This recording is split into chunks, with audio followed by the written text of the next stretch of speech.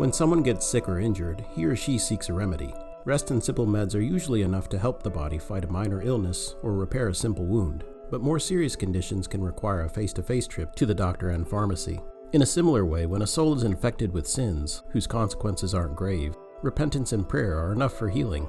But for more serious sins or long-term struggles with bad habits, God provides the baptized a tangible way to visit Christ the Divine Physician, who extends his visible ministry to enfleshed souls through the sacraments of his hospital, the Church.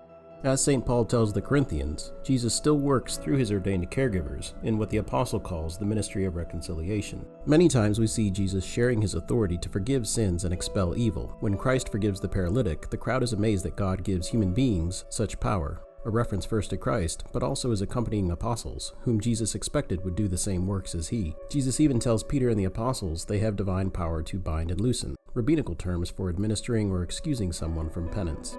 Later, the risen Jesus visits the apostles who had abandoned him at his death, and he exclaims, "Peace be with you." He then breathes the Holy Spirit upon them, saying, "As the Father has sent me, so I send you. Whose sins you forgive are forgiven them. Whose sins you retain are retained." Jesus not only absolves the apostles, he makes them his emissaries, granting them the power to reconcile and renew other Christians who wandered away from the source of life. Thus, it's no surprise we find apostles like James encouraging the faithful to call upon any priest for the forgiveness of sins, and not to fear confessing to one another, so that we may experience God's healing in the body of Christ.